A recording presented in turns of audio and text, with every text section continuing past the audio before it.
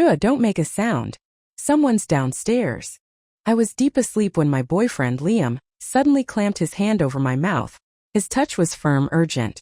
I snapped awake, my heart instantly pounding. My eyes flew open to meet his in the dim pre-dawn light filtering through the blinds. They were wide with a stark terror I'd never seen before. His palm felt damp against my skin, slick with nervous sweat. He was clearly terrified. I glanced instinctively at the digital clock on the nightstand. 1:30 a.m. An unnerving stillness hung in the air, broken only by our ragged breaths.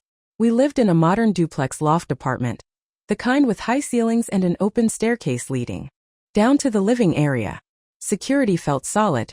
The building had keyless entry with a code for each unit, and a security guard was supposedly on duty in the lobby 24/7. Yet, Liam was telling me someone was inside our apartment downstairs. Our bedroom door was closed, but I noticed now it wasn't locked. And worse, a thin sliver of light seeped from the crack beneath it, painting a pale line on the dark carpet. We were both meticulous, almost obsessive about turning everything off downstairs before coming up to bed. Routines mattered to us. I distinctly remembered double-checking the lights myself before falling asleep.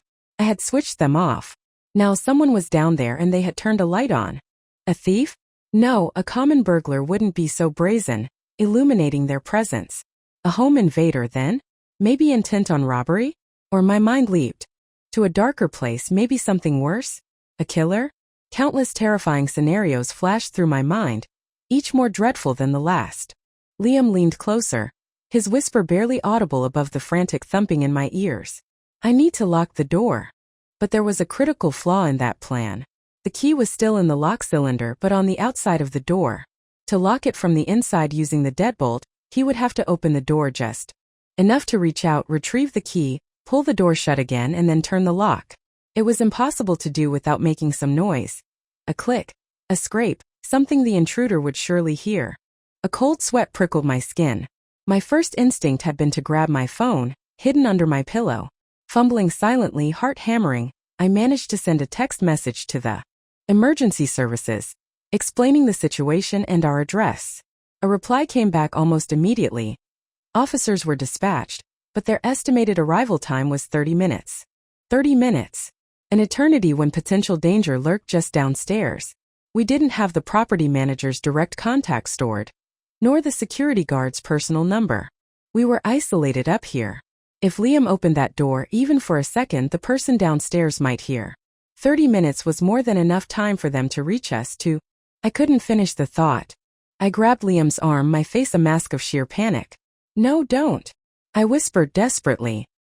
His own lips trembled, betraying his fear, but he tried to project calm, giving my hand a gentle, reassuring pat. He crept silently towards the door, his movements fluid despite the tension radiating from him. He crouched low, pressing his eye to the thin crack at the bottom. After a moment, he looked back at me, shook his head slightly and mouthed the words, "Hallway's clear." I didn't feel relieved. My entire body was rigid, every muscle tensed. I strained my ears, listening intently to the sounds from below. Faint noises drifted up. A strange, intermittent scratching, like fingernails dragging across fabric. Then, more distinctly, the sharp, rasping sound of a suitcase zipper being pulled open. Downstairs, the intruder was rummaging through luggage. But it was just my suitcase. From a business trip I'd returned from last week. I hadn't even unpacked it yet. It held nothing but clothes, definitely nothing valuable. Ignoring my silent plea, Liam moved with sudden resolve. He eased the door open a fraction, his hand darting out to snatch the key. He pulled the door shut with a soft click, then swiftly turned the deadbolt. The thunk echoed slightly in the charged silence. We both let out a simultaneous shaky breath we hadn't realized we were holding. But the relief was short-lived. The sequence of sounds, the slight creak, the click, the scrape and thunk of the lock, however quiet, hadn't been silent. My desperate hope that the intruder hadn't heard shattered almost immediately. Footsteps. Coming up the stairs. Thud, thud, thud. Heavy. Deliberate. Definitely a man. I glanced at the clock again. 25 minutes until the police were due. We had no friends nearby, no neighbors we knew well. Enough to call for help in this building. Liam, thinking fast, gestured towards the bed. "Get under," he mouthed, his face pale. "We used to have a cat. and to prevent it from disappearing under the bed frame, we'd installed clear acrylic panels around the base. Liam quickly, silently worked one of the panels loose, creating an opening. Holding my phone like a lifeline, my body trembling uncontrollably, I squeezed into the dusty space beneath the bed. The clock showed 20 minutes left. And then we both heard it clearly. The heavy footsteps halted right outside our bedroom door. My heart hammered against my ribs so hard I thought it might break through. Cold sweat dripped down my forehead and stung my eyes. The silence stretched thick with menace. Then a voice broke the tension. A voice so unexpected it sent my mind reeling. Ava. Hearing that name, my name spoken in that familiar tone, was like stepping off a terrifying roller coaster. The crushing fear didn't vanish, but it receded. Dramatically, replaced by stunned confusion. I knew that voice instantly. It belonged to Ethan, my best male friend, practically a brother to me. He was a traffic cop. Ethan knew both Liam and me well. Before we found a new home for our cat, he'd often come over to feed her when we were traveling. He even had the entry code to our apartment for emergencies. Relief, potent and dizzying, washed over me. I still didn't understand why he'd show up unannounced in the middle of the night like this, but the immediate life-threatening danger seemed to evaporate.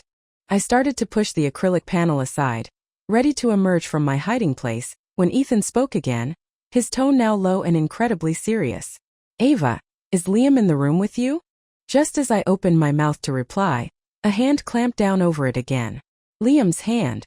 I looked up from my cramped position under the bed and saw his face. His expression was strained, unreadable in the dimness. He shook his head sharply, a silent, urgent command for me to stay quiet. Ethan's voice continued from the hallway, laced with grim urgency. Ava, listen to me very, very carefully. If Liam comes back, do not let him in. Call the police immediately. I froze, utterly bewildered. Through Liam's fingers I mumbled, Why? Ethan's voice dropped further, heavy with dread. There was a hit and run on North City Road earlier tonight. The victim, an elderly woman about 60. The driver hit her then. God, Ava, he deliberately ran over her 3 more times. She didn't survive. I just reviewed the traffic camera footage. The driver was Liam. My blood turned to ice water in my veins. He abandoned the car and fled on foot. Ethan continued, his voice tight. I figured he might have come home.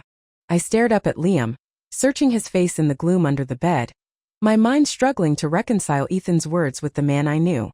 Liam? My Liam? The gentle, kind lawyer who'd once stopped traffic.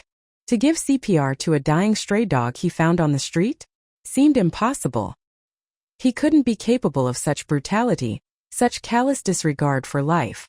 Hit and run? Running someone over repeatedly? But why would Ethan lie? He was my oldest, dearest friend.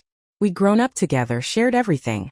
Before I met Liam, whenever I was in trouble, Ethan was always the first one there, my unwavering support. He had no reason to invent such a monstrous story. My breath hitched in my throat. I looked at Liam again, my eyes pleading silently, desperately, for him to deny it, to make it make sense. Liam sighed, a sound barely audible. He reached out as if to touch my head, but I flinched away. He paused, then silently pulled out his own phone, his fingers flying across the screen in the dim light. He turned the screen towards me. The message read, Ava, please believe me. I didn't kill that woman. Ethan did. I saw his license plate at the scene. I didn't call the police right away because I wanted to give him a chance, figure out what happened. He must have realized I saw him. He's here to silence me. My head spun. Liam accusing Ethan, Ethan accusing Liam. Who was telling the truth? They couldn't both be. Deep down, despite the horror of Ethan's accusation, a part of me still desperately needed to believe Liam. Then I remembered the sound from downstairs, the suitcase zipper. My suitcase. And inside, I always kept a small, sharp fruit knife tucked in a side pocket when I traveled. It was a habit for peeling fruit on the go. Both Liam and Ethan knew about that habit. Why would Ethan, a police officer, need to retrieve a knife from my suitcase? Unless Liam was right? Was Ethan the killer, and was he now armed, trying to get into the room to eliminate the witness, Liam, and perhaps me too? The doorknob rattled violently again, shaking the whole door. Ethan's voice rose, tinged with panic now. Ava, open the door. I just got more crucial information about Liam. You need to let me in. Ava. His calls became more frantic, insistent. Terrified, I instinctively shrank back, pressing myself against Liam under the bed. That's when I noticed it, faint but unmistakable. Beneath the smell of dust and Liam's usual faint scent, the coppery tang of blood, partially masked by a layer of something else. Cologne. A scent he rarely wore, especially not to bed. I pulled back slightly, looking up at him. Why? I whispered, my voice trembling. Are you wearing cologne tonight? Liam looked down at me, his expression pained. Yes, he admitted softly. To cover the smell of blood. But it's not what Ethan said, Ava. It's not from that woman. Please, do you trust me? I looked into Liam's eyes. They were soft, gentle eyes, slightly downturned at the corners. Where did the blood come from? I asked, forcing my voice to remain steady. He sighed again and held out his forearm. Even in the dim light, I could see a long, angry-looking scratch, mostly covered by a large adhesive bandage. Faint traces of blood seeped around the edges. Coming home from work tonight, he explained quietly. I found a small kitten trapped in a narrow gap behind a dumpster. It panicked when I tried to pull it free. Scratched me up pretty good. Sounded plausible. It sounded exactly like something Liam would do. He had such a soft spot for animals, always stopping to feed strays. I felt a pang of guilt for my suspicion, for my fear. I was being a terrible girlfriend. Even. After his explanation, my first instinct, needing certainty, was to reach out and carefully peel back the edge of the bandage. The marks underneath, thin parallel lines, did look like they could have been made by frantic animal claws. A wave of relief washed over me. Liam, I'm so sorry, I whispered, shame mixing with my relief. I've been so busy, so preoccupied, I didn't even notice you were hurt. He managed a small, gentle smile and stroked my hair softly. Outside the door, Ethan must have heard Liam's voice. The rattling of the doorknob intensified, becoming frantic. Don't believe him, Ava, Ethan shouted, his voice cracking with desperation. He's lying. That wound isn't from some damn cat. It's from the old woman. After he ran her down like an animal, he got out of the car to check if she was dead. She wasn't, not yet. She had just enough strength left to grab onto him, to fight back, to scratch him. He paused. Then his voice took on a sharper edge. You're not a forensic expert, Ava. Can you really tell the difference between an animal scratch and marks left by human fingernails digging into flesh? His words planted a fresh seed of doubt, cold and sharp. He started pounding on the door now, not just rattling the knob. Then came a new sound. Sharp, splintering impacts. He was stabbing at the door, probably with the knife from my suitcase. The wood groaned under the assault. A sliver of the earlier, paralyzing fear crept back into my mind. I glanced at my phone's clock, hidden in my hand. 15 minutes until the police were supposed to arrive. Ethan, I called out, trying to keep my voice steady. Let's both just calm down. I've called the police. They'll be here in 15 minutes. Silence fell outside. A heavy, dead silence that felt more menacing than the noise. Then Ethan's voice came again, raspy and strained, almost unrecognizable. Ava, why did you call the police? His question sent my heart plummeting into my stomach. The implication was terrifying. Ethan, I whispered, the name tasting like ash in my mouth. Did you really kill that woman? My voice was laced with a sudden icy dread. The Ethan I knew was like sunshine, warm and dependable. No, it was Liam, he roared back, the desperation raw. Don't let the police in here, Ava. You can't. I didn't want to argue further. I huddled under the bed, pressing myself against the wall, trying to make myself smaller, focusing only on waiting for the police. Liam sat beside me, his presence a confusing mixture of comfort and potential threat. He reached out and took my hand, his fingers cold but steady. Suddenly my eyes caught movement across the room. The door of the large, dark wood wardrobe in the corner. The one we'd bought at an antique market, thinking it was a steal until we learned it was a modern fake, creaked. Open a tiny sliver. I hadn't opened that wardrobe in at least a month. It just held our winter clothes. Through the narrow crack in the sliver of light from under the door, I saw something that made my breath catch. A pair of pale bare feet. Still. Unmoving. My heart leaped into my throat. Every nerve ending screamed danger. I slowly, deliberately, pulled my hand away from Liam's, instinctively shifting slightly away from him on the floor. 12 minutes left. My pores seemed to ooze ice. My fingers clenched into fists, nails digging into my palms. Liam. I whispered, my voice barely audible. What's in the wardrobe? I kept my eyes fixed on his face, searching for any flicker of deception, any sign of guilt. Liam didn't seem surprised by the question. He stood up smoothly and, without hesitation, walked over and pulled the wardrobe door fully open. Inside stood a life-sized, featureless mannequin. The pale feet belonged to it. But the knot of tension in my stomach didn't loosen. If anything, it tightened. Why would my boyfriend hide a mannequin in our wardrobe without telling me? Liam turned back to me, his expression earnest. Ava, remember that murder case I took on last week? The one involving the 17-year-old boy accused of killing his stepfather. I nodded vaguely. He'd mentioned it briefly. Everyone thinks he did it, Liam continued, his voice low and serious.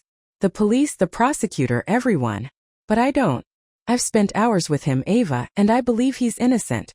The mannequin. I'm using it to reconstruct the crime scene, trying to find flaws in the prosecution's theory. His explanation was detailed, his expression sincere. The same sincere look he'd had when we first met. That day he helped me up after I twisted my ankle at the subway station.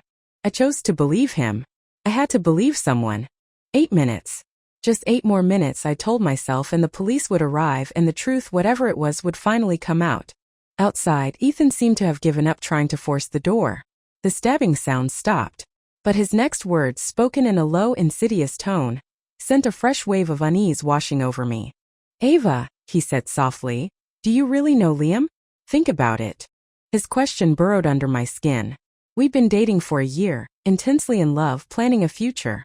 But as I thought about it now, huddled under the bed in fear, I realized how little I actually knew about his work life. He was a successful lawyer, yes, but I'd never met any of his colleagues. He never talked much about his cases beyond vague outlines. He'd never introduced me to any close friends, explaining he didn't really have any from before we met. Liam was an orphan, raised in the foster care system until he aged out. He'd put himself through law school, passed the bar exam through sheer grit and intelligence, and worked his way up from intern to sought-after defense attorney. I'd always admired his resilience, his determination. I felt lucky to have found someone so handsome, intelligent, and seemingly kind. We seemed so compatible, our tastes aligning perfectly. We liked the same obscure indie musicians. Our favorite movie was the same animated Christmas film, Klaus. We'd even booked a trip to Finland for the end of the year to see the Northern Lights. I'd already found cheap flights and reserved a glass igloo hotel room. Human emotions are inherently selfish, I realized with a pang of guilt. Despite my decade-long deeply rooted friendship with Ethan, despite everything we'd been through together, in this moment of crisis I found myself instinctively wanting to trust Liam, the man I loved. Ava, I know this is hard for you to believe. Ethan's voice came again from the hallway, sounding frustrated now. I'm sending you the proof right now. Liam has been lying to you. My phone, still clutched tightly in my hand, buzzed several times with incoming messages. Ethan was sending the supposed evidence. I glanced up at Liam. A strange, unreadable light flickered in his eyes. His hand rested protectively over his pajama pocket, where a distinct hard shape bulged. What was he hiding? My lips trembled. Slowly, cautiously, I began to edge towards the bedroom door, needing to be closer to potential escape, or help if Ethan was telling the truth. Keeping one eye on Liam's tense posture, I glanced down at my phone screen. Ethan had sent photos. They showed Liam, clearly taken earlier today based on the lighting and his clothes. But he wasn't at the important meeting he'd told me he had. He was standing in front of a dilapidated, utterly derelict apartment building, the kind that looks like it hasn't been inhabited in decades. His expression in the photos was dark, brooding, almost menacing, nothing like the gentle, smiling Liam I knew. A wave of fear washed over me. Liam, my voice trembled. Why were you there? What is that place? Ava, let me explain, he started, taking a step towards me. Stop, I said, holding up a hand. What's in your pocket, Liam? I saw his hand flinch just slightly over the bulge. Before he could answer, Ethan's voice cut through the tension from the hallway, lower now, more controlled, but with a deadly seriousness. Ava, I lied to you earlier. About being a traffic cop. That's just my cover sometimes. I work homicide. Major crimes. We've been monitoring Liam for a long time now. He's our prime suspect in a series of unsolved disappearances and murders. My blood ran cold. We suspect Liam, Ethan continued, his voice flat and grim, is a vicious, highly intelligent serial killer. And you, Ava, we believe you are his next intended target. He paused, letting the horrific words sink in. That abandoned building in the photos? That's where we found the bodies of his previous victims. We kept the location quiet because this killer, he has a particular ritual. After hiding the body, he likes to return 3 days later to admire his handiwork. Ethan's words sent chills down my spine. As he spoke, Liam slowly pulled the object from his pajama pocket. It wasn't a weapon. It was a small, elegantly wrapped jeweler's box bearing the logo of a well-known engagement ring brand. Suddenly I remembered. Today was our 1-year anniversary. Before I'd fallen asleep, exhausted from my trip, Liam had seemed like he wanted to say something important, but I drifted off too quickly. Was this proposal? The timing felt horrifically, surreally wrong. Liam looked at me, hurt and confusion etched on his gentle features. His eyes were clear and warm, just as they always were. 5 minutes. Just 5 minutes until the police were due. If I could just hold on. I felt like I was drowning, caught between two impossible, terrifying realities. I loved Liam. He loved me, surely he did. But he had undeniably lied to me about where he was today. And Ethan wouldn't make up something this monstrous, would he? Ethan's voice came again, filled with raw emotion now, pleading. Ava, you still don't believe me? After 12 years. 12 damn years we've known each other.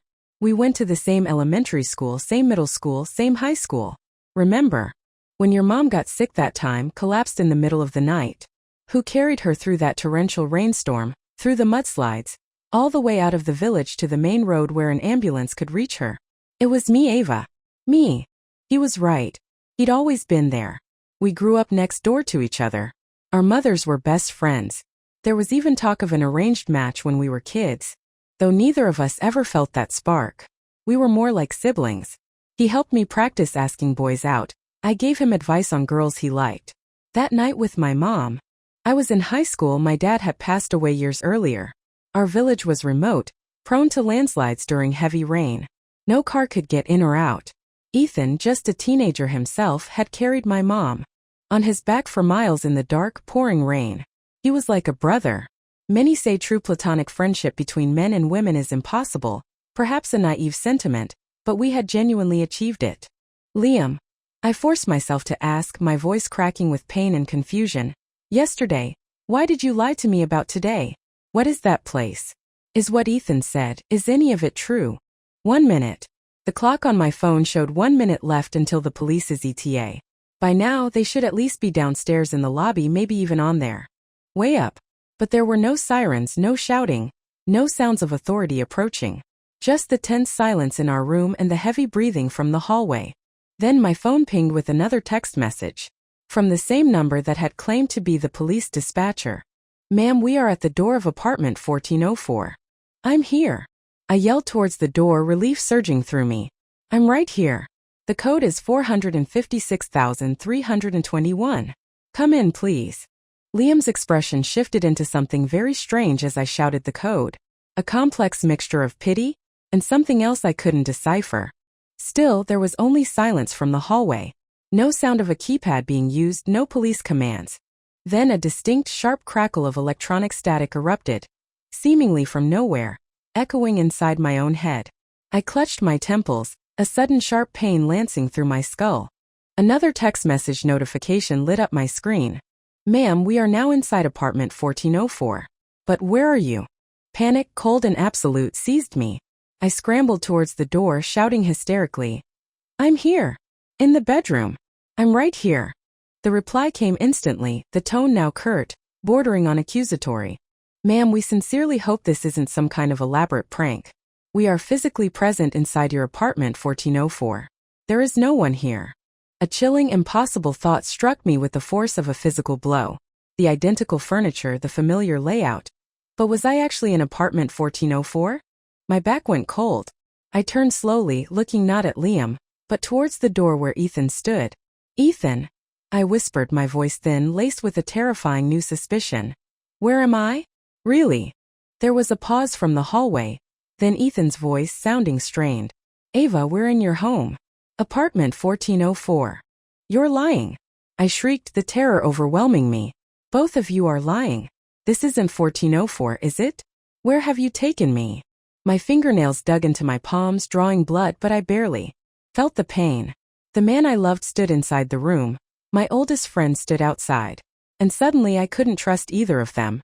They both held secrets, weaving a web of deception around me. Darkness pressed in, suffocating me. An invisible net tightening, cutting off my breath. Desperate, I bypassed the text messages and dialed the emergency number directly.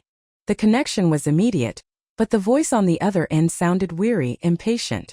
Ma'am, this is the emergency dispatcher. We have officers currently at your registered address, apartment 1404. They report the premises are empty. Please do not waste police resources with. No. I sobbed, cutting him off, my voice trembling. I don't know where I am. Please, I'm in danger. Can you track my phone's location? Please, you have to help me. The operator's tone shifted instantly, becoming calm and professional. He reassured me, asked me to stay on the line while they initiated a GPS trace.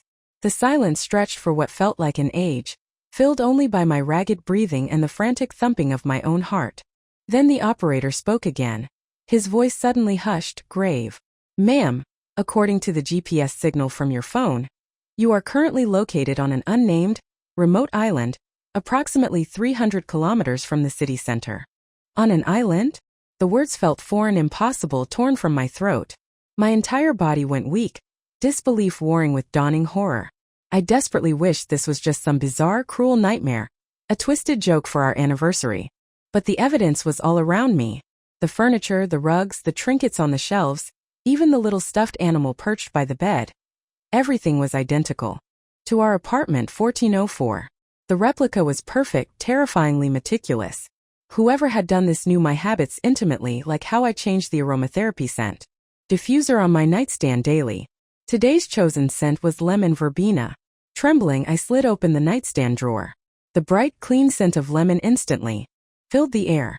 That detail, so small, so personal, confirmed it. This place was a cage, designed to mimic my home so perfectly I wouldn't notice the substitution. Only two people knew me that intimately. Liam, my boyfriend, and Ethan, my childhood friend. One or both had brought me here. The police dispatcher's voice came back over the line, low and urgent. Ma'am, please stay calm. We've dispatched a rescue helicopter to your coordinates. It's en route now, moving as fast as possible. But listen very carefully to what I'm about to tell you. There is a serial killer near you. His name is Lin Ling. We've been tracking him for 5 years. During this time, he has repeatedly undergone cosmetic surgery to change his appearance, even murdering victims to assume their identities. He paused, his voice dropping even lower. Ma'am, Lin Ling is extremely cruel, but also highly intelligent. He enjoys role-playing. In a previous case, he posed as a victim's husband for 6 months. He relishes these games.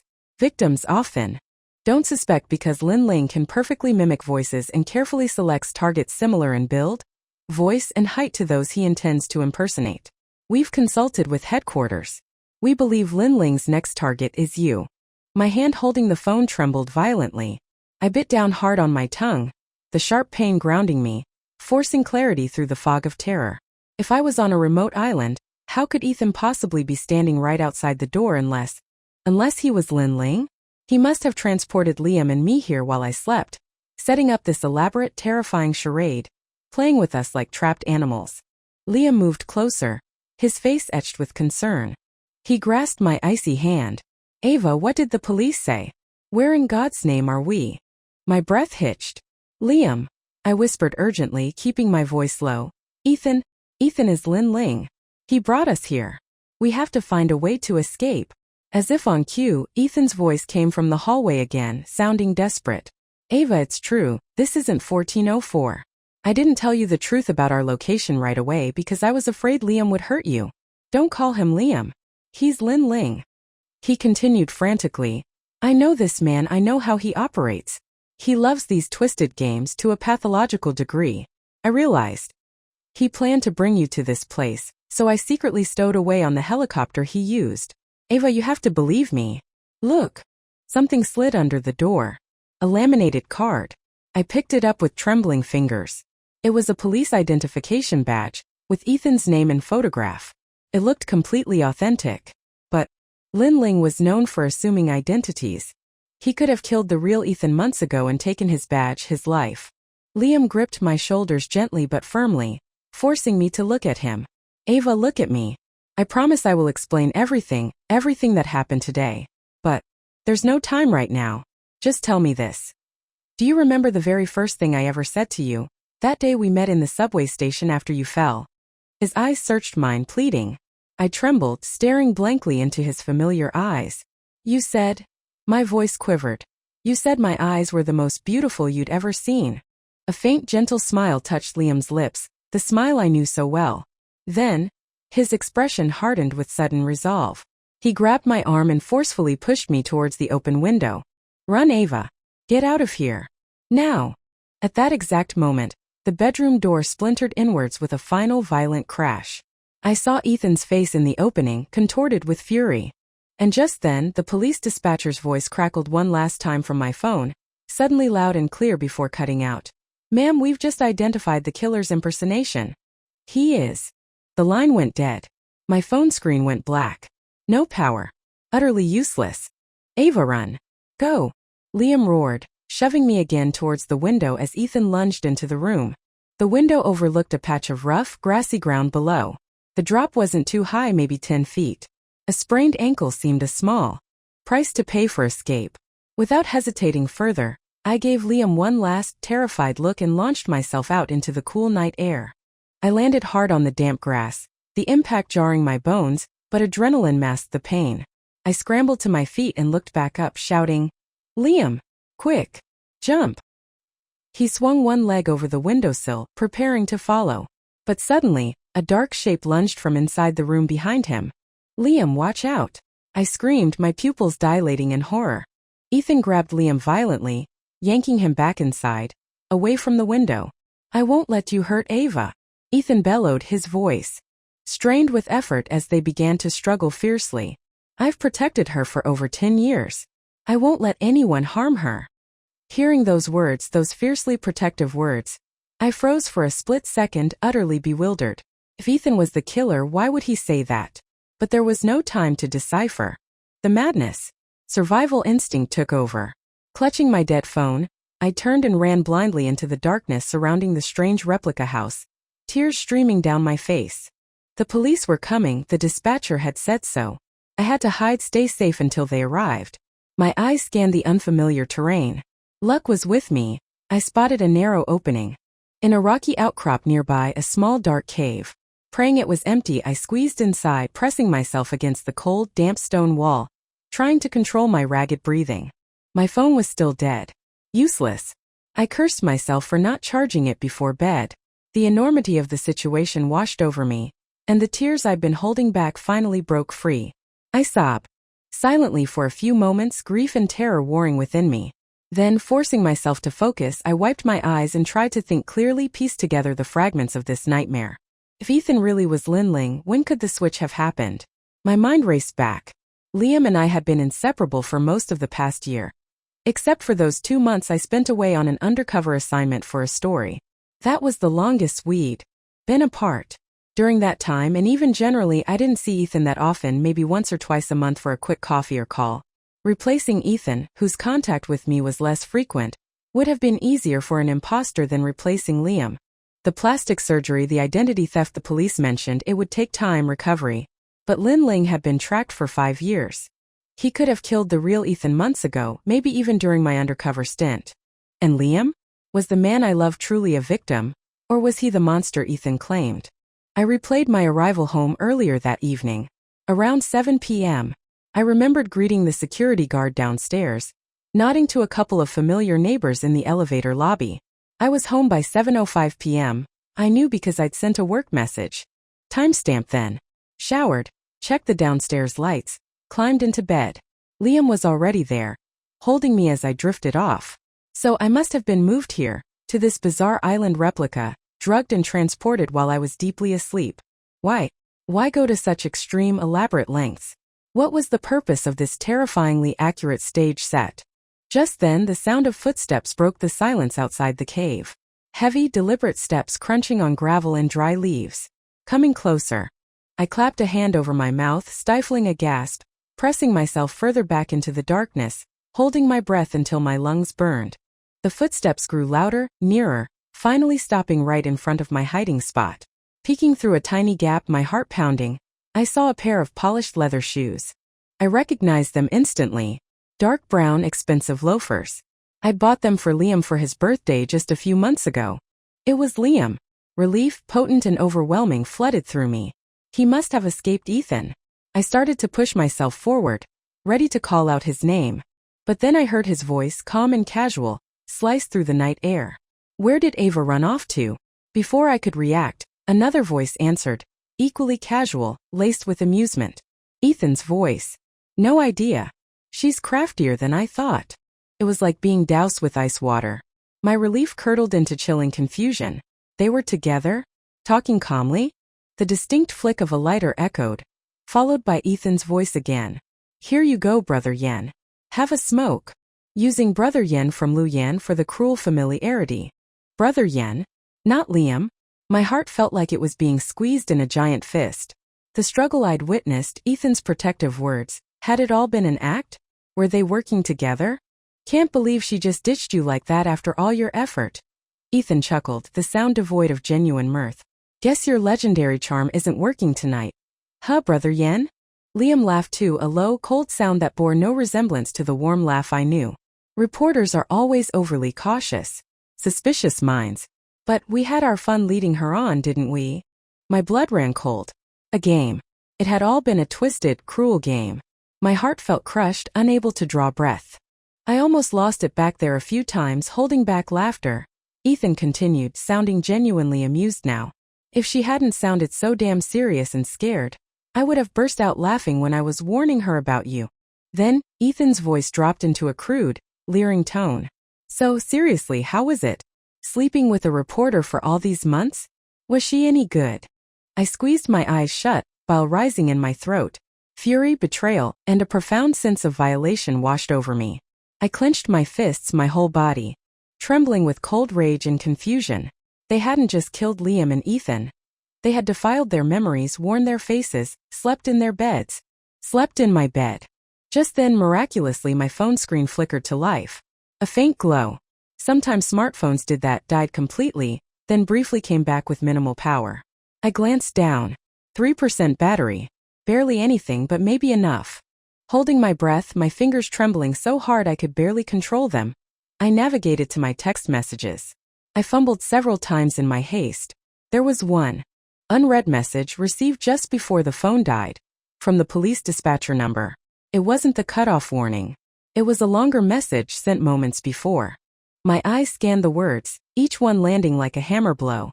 Ma'am, critical update, correction to previous information. We overlooked crucial intelligence reports. Lin Ling does not work alone. The killers are two individuals. They are brothers. The older is Lin Ling, the younger is Lin Chun. Our profilers believe they murdered the real Ethan Cole and Liam Davies over 6 months ago, and have been impersonating them ever since, likely gathering information about you. Do not trust anything either of them says. Forensics confirm previous victims were subjected to extreme torture before death, likely to extract personal details about their next target, you. Major Crimes has recovered the bodies of the real Ethan Cole and Liam Davies. The brutality was extreme. Ethan Cole suffered cranial trauma consistent with drilling. Liam Davies' hands and feet were severed pre-mortem. The hit-and-run victim earlier tonight was confirmed killed by the brothers during their transit to your location. These brothers are exceptionally dangerous and work in tandem. Helicopter is minutes away. Maintain concealment. Do not engage. An overwhelming wave of nausea washed over me. My body shook uncontrollably.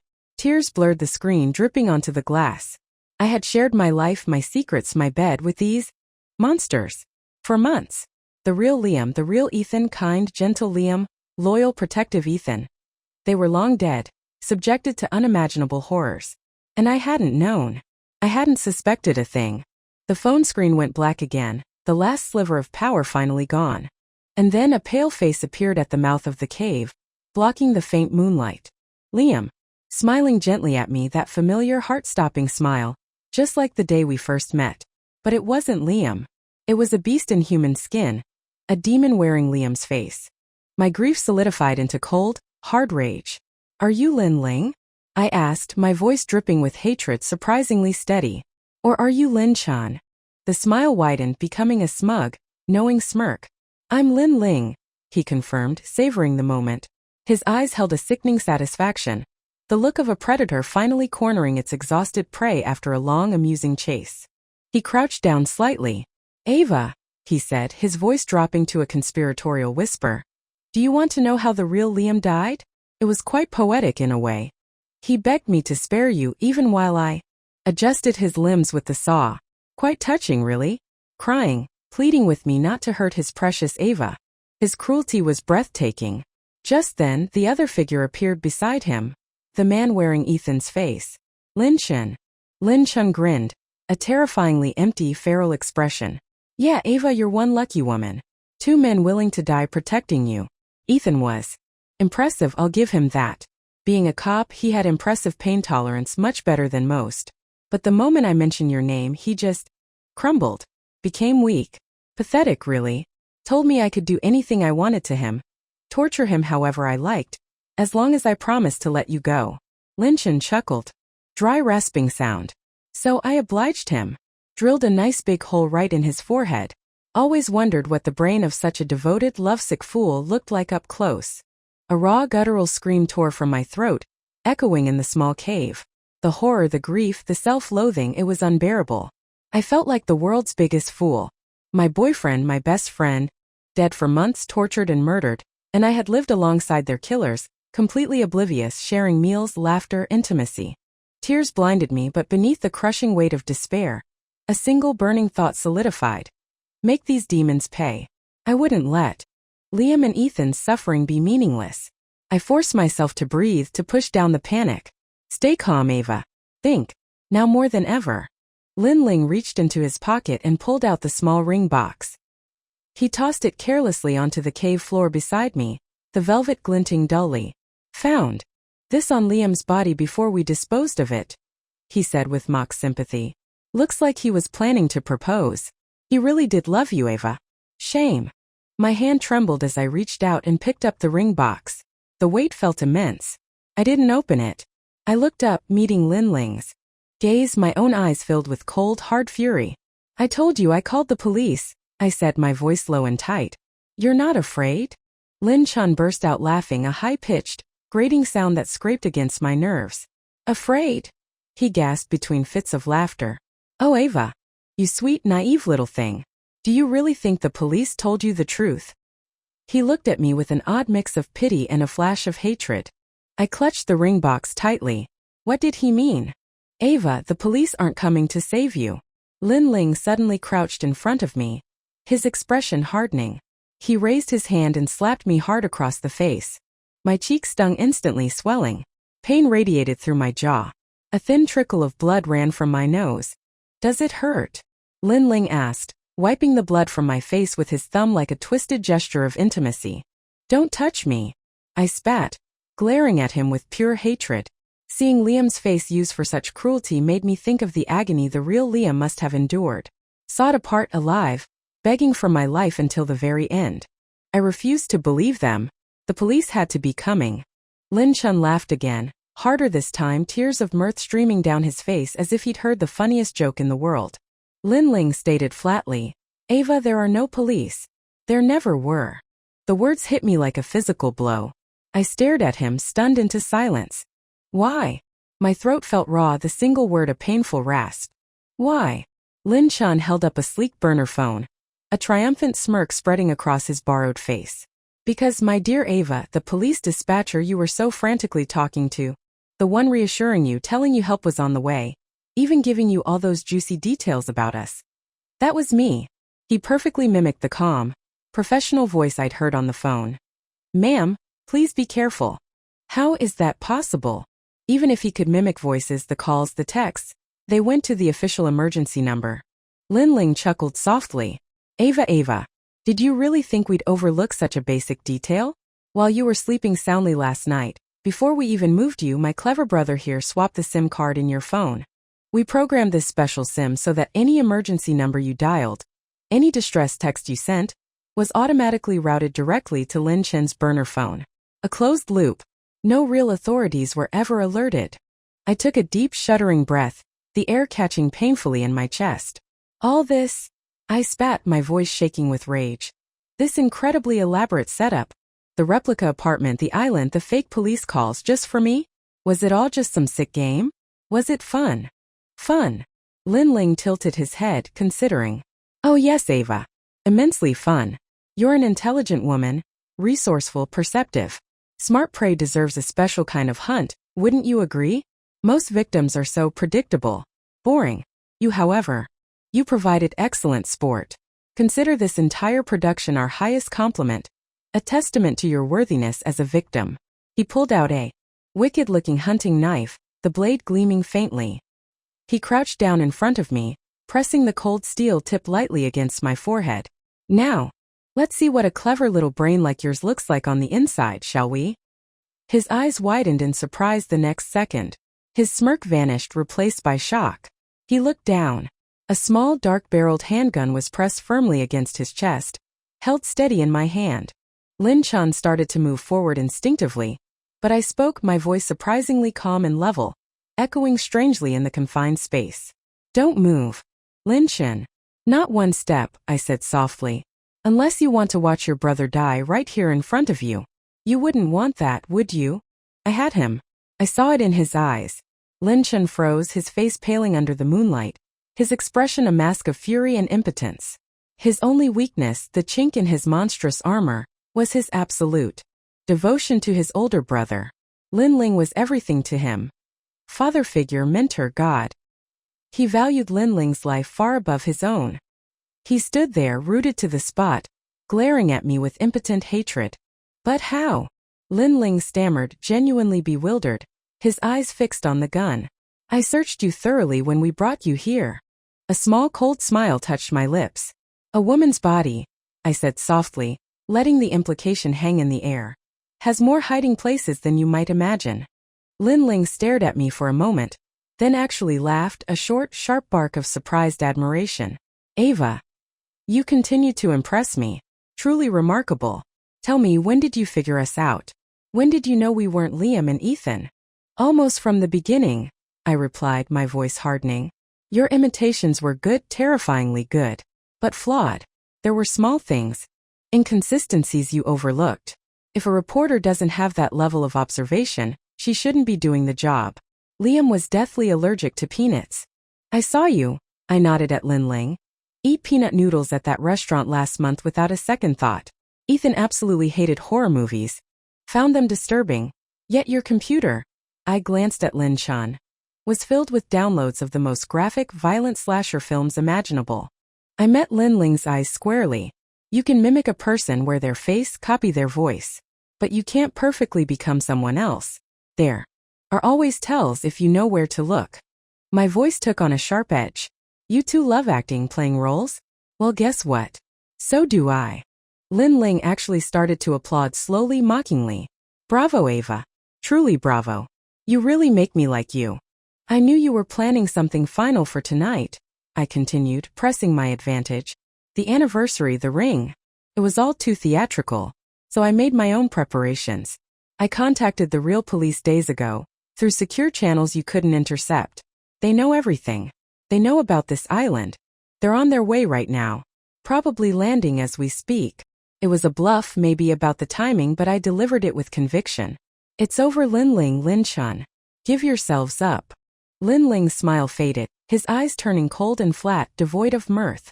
Then with surprising speed, he lunged towards me, grabbing for the gun, his other hand clamping around my throat, cutting off my air. Instinctively, I squeezed the trigger. Click. Nothing happened. Lin Ling laughed, his grip tightening. Did you really think I'd be that careless, Ava? He rasped, his face inches from mine. After discovering your little hiding spot, I swapped the gun while you were distracted by my brother's touching performance. It's useless. Empty chamber. His eyes gleamed with triumph. Killing you before any real police might stumble here will be easy. We designed this island refuge ourselves. Plenty of hidden tunnels, escape routes. They'll Never find us. He leaned closer, his voice dropping to a chillingly intimate whisper. You know, Ava, I actually grew quite fond of you in my own twisted way. If I were a normal man, I might have wanted a girlfriend just like you. Smart, beautiful, resilient.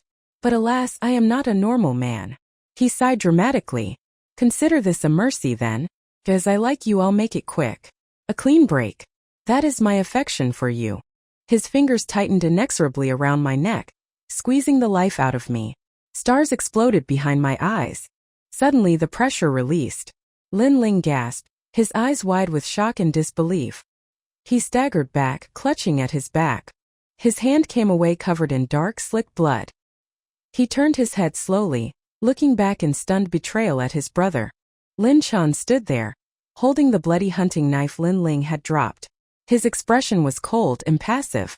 Lin Ling, Lin Chan said, his voice flat, devoid of emotion. You were always too arrogant. Too wrapped up in your own games. So arrogant you didn't notice. I'm not Lin Chan either. Lin Ling coughed, blood spraying from his lips. He tried to straighten up, perhaps to attack, but the man who looked like Ethan kicked him hard in the chest. Lin Ling crumpled to the ground, unconscious. I stared, gasping for breath, utterly stunned at the man holding the bloody knife. The imposter Ethan, who wasn't Lin Chan. Something in his stance, under the cold facade, felt achingly familiar. Ethan. I whispered, the name a fragile thread of hope in the suffocating darkness. He looked at me, and the cold mask dissolved, replaced by a weary, relieved smile. Took you long enough, Ava, he said, his real voice returning, exhaustion lining his features. You're alive. The realization crashed over me, bringing a fresh wave of tears, but this time they were tears of overwhelming relief and joy. Scrambled out of the cave and threw myself into his arms, half crying, half laughing, pounding weakly on his chest. You're alive. I thought they killed you. Just then the distinct, powerful thudding sound of helicopter blades filled the air, growing rapidly louder. Bright searchlights cut through the darkness. Figures in tactical gear began rappelling down ropes from the hovering aircraft. The lead officer, clad in black, landed lightly near us and approached Ethan, snapping a sharp salute. Captain Cole, he reported crisply. Ethan returned the salute, his expression shifting back to professional authority. He looked down at me, his eyes softening. Ava, I know you have a million questions, he said gently. I promise I'll explain everything. Let's get you on the helicopter first. The heavily armed officers quickly secured the unconscious Lin Ling, binding him securely. Minutes later, we were lifting off from the Nightmare Island. On board the noisy helicopter, wrapped in a warm blanket, Ethan finally told me the whole story. His traffic cop identity had indeed been a cover, part of a long-term deep undercover operation targeting the Killer brothers. When he realized they were impersonating Liam and targeting me, he knew he had to get close. He allowed himself to be seemingly captured by Lin Chan, then at the first opportunity managed to overpower and kill him, taking his place. Lin Ling, arrogant and isolated in his own games, never suspected the switch. The brothers had distinct killing styles and rarely worked physically together, preferring to communicate electronically after their individual hunts, which made the impersonation possible. So the struggle at the window, I started. All part of the act, Ethan confirmed grimly. To convince Lin Ling I was playing my part, and to give you a chance to escape. And the horror movies? I asked, a watery chuckle escaping me despite everything. Ethan groaned, running a hand through his hair. God, don't remind me. You have no idea how many of those twisted graphic films Lin Chan had on his laptop that I had to force myself to sit through to maintain the cover. Pure torture. Listening to him, relief washing over me in waves, I suddenly remembered his words from before, shouted during the fake struggle with Liam's imposter. I've protected her for over 10 years. My face grew warm. Ethan, I began hesitantly, back there at the house when you said about protecting me, was that just part of the act too? Ethan's face flushed slightly. He avoided my gaze for a moment, looking out at the dark sea below. We sat in silence for a long time, the roar of the helicopter blades filling the space between us. Finally, very softly, almost too low to hear, he said, "That was real." My heart gave a strange, unexpected leap. He turned back to me then, his expression earnest, vulnerable. He reached out and took my hand, his palm warm and slightly calloused, his fingers trembling almost imperceptibly. "Ava," he said, his voice quiet but clear over the engine noise. "Let's be together." I didn't answer immediately. So much had happened. Liam, the real Liam, was gone. My world had been turned upside down. I squeezed Ethan's hand gently. Let me think about it," I murmured. But deep down I already knew the answer. I leaned my head against Ethan's shoulder, exhaustion finally pulling me into sleep. In the dark reflection of the helicopter window, Ethan's face stared out into the night, expressionless, his features cast in shadow, strangely somber. The inn,